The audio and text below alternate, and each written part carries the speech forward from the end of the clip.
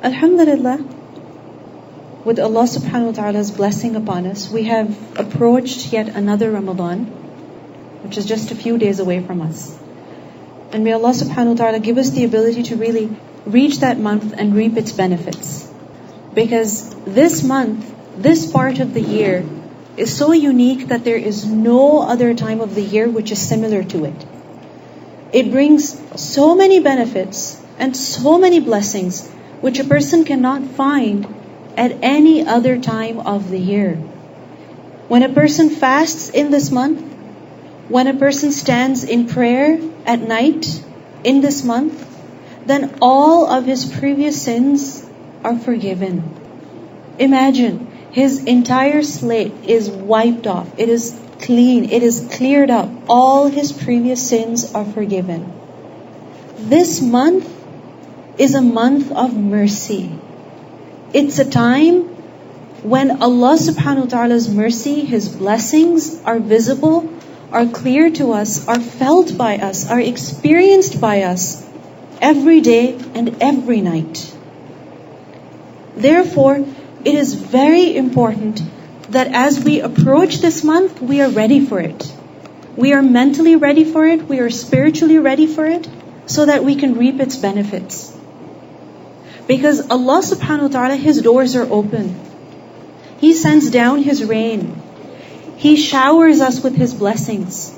But every person does not take the exact same advantage from it. Each person takes from this blessing, from this rahmah, according to his capacity. Just as when Allah subhanahu wa ta'ala sends down rain from the sky, then every part of the earth, every part of land does not benefit from it equally. There are certain parts which benefit from it so much that you can see the soil, it becomes soft. It becomes more fertile. The soil that was apparently dead, because it was ready to receive that water, that rain, you see that it's covered with foliage. It's covered with flowers that are blooming, blossoming, fragrant and radiant in their color. But yet at the same time, that same rainwater will fall elsewhere, but there will be no effect of that water. Allah subhanahu wa ta'ala, He gives Ramadan to all people who are alive on the earth at that time. But everyone does not take the same advantage from it. There are those who find this month, and by the end of it, they have earned Allah's forgiveness. And there are others who find this month, but by the end of it, they haven't received the forgiveness from Allah subhanahu wa ta'ala. Their sins are the same. In fact, they have increased. Why? Because they did not understand the value of this month. They did not benefit from it. But besides knowledge and awareness, another very important thing is preparation. Pre-preparation and planning from before. Because each person receives the same amount of time every single day. 24 hours. But there are some people who manage to get a lot done in those 24 hours, and there are others who just waste that whole day. The difference lies in planning. You may have experienced this yourself also. The days that you are working, you get up on time. You get to do your work also. You come home and do your laundry even. You even cook a lot. But on weekends, what happens? We get up late, we take it easy, and by the end of the day, when you ask yourself, so what did I get done today? You realize that you hardly got anything done.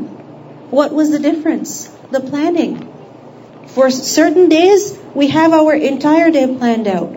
And for other days, we don't have planning done at all. If you've planned your trip to the mall, within an hour you can accomplish a lot. And if you haven't planned it, then you'll enter one door and you'll be going from one part to the other, looking for things to do. And by the time you realize where you are, you find out that you've got barely half an hour left. So, in order to take advantage, two things are important. Knowledge and awareness, and secondly, planning. In order to make fasting easier and in order to focus on ibadah, one more important thing that we must do is get all the important tasks out of our way. So for example, if you have your major Costco trip to do, don't wait for the first day of Ramadan. Do it now. If you have your Eid shopping to do it now. Don't wait for Monday to go for groceries. Go over the weekend. Go before Ramadan actually begins. So that you're not, extremely tired right at the beginning of the month of Ramadan. Get these things out of the way. Make sure that your house is clean, things are, put in place so that during the month you're doing just the bare minimum in order to get by so that your fasting can be good and your ibadah can also be enjoyed. We don't know whether this Ramadan we are going to actually see it or not. So make the intention from now. Because when a person makes the intention to do something good, then a good deed is already recorded for him. So make the intention from now. And if Allah subhanahu wa ta'ala gives us that month to see, then make the most of it. Make the most of it. Because what if we don't get to see next Ramadan? What if we don't live to see next Ramadan? Because in Ramadan is Laylatul Qadr. And Laylatul Qadr, one of the meanings is that it is the night of decree. When the decrees of Allah's servants are handed over to the angels that go and do this for my servant. So we don't know what was decreed for us last Ramadan. If the angel of death was given the list of people whose souls he was supposed to collect, we don't know if our name was in that list. And we don't know, perhaps our name will be on that list this Ramadan. So when Allah subhanahu wa ta'ala gives us an opportunity, let's make the most of it. May Allah subhanahu wa ta'ala really give us the ability to make the most of this Ramadan, every day of it, every night of it, every moment of it. May these fasts really develop in us a stronger sense of taqwa. And may we develop more patience. And may these fasts and this recitation of Quran and the standing in prayer at night be a source of our forgiveness. Ameen.